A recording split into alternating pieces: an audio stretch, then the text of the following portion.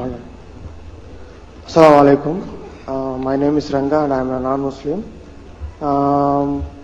In the Quran it has been said, Bismillah Rahman Rahim. That means the God the most merciful and the most beneficent.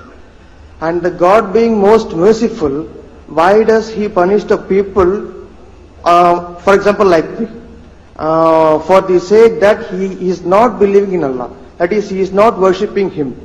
Is it that much cruel?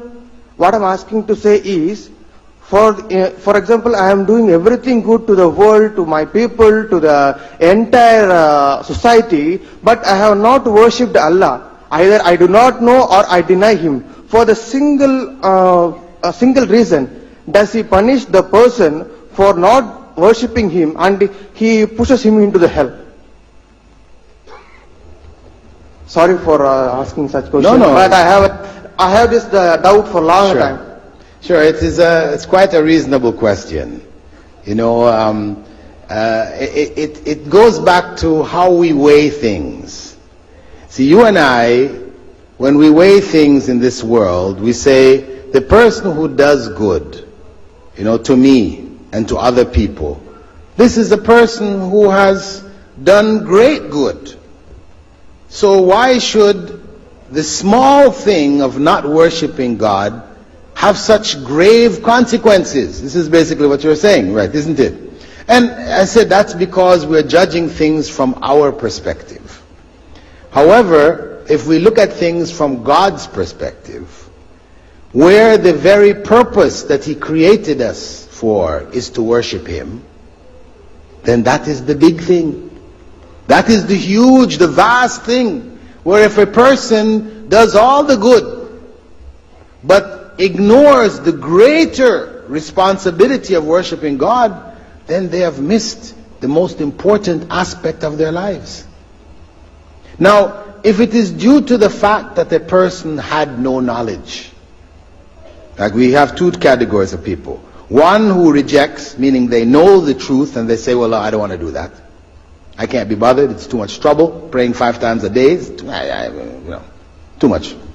Whatever. That's one category of people. The other category of people are those who were born by God's destiny in a circumstance where they didn't know the truth. They didn't know what worshiping God entails and what they should do. For such a person, God does not punish them without them getting an opportunity to choose to worship Him. Because He says in the Quran, وَمَا كُنَّا مُعَذِّبِينَ حَتَّى نَبْعَثَ رَسُولًا. I would not punish anyone until a messenger has come to them.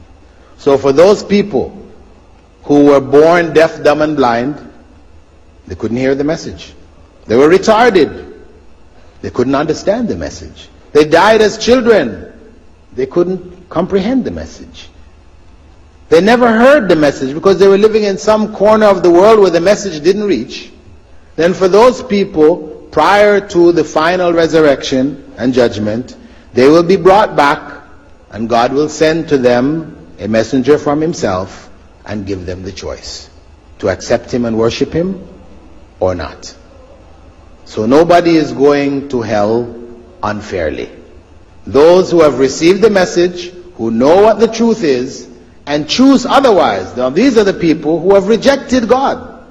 Rejected God's command, and they have decided for themselves, I'm just going to do good. Right? Those are the people who then would suffer such a punishment. Because ultimately, to be honest, people who don't believe in God only do good as long as it's beneficial to themselves. You know? They will do good, a lot of good.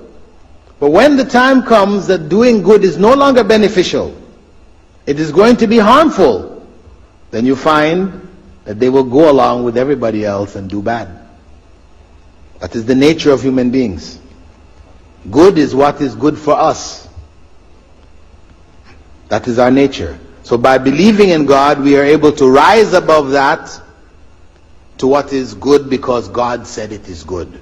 So even when it is not beneficial, this is what God speaks about in the Quran, that we should be just, even if it is against ourselves and our own families. So God is most merciful, but He's also most just.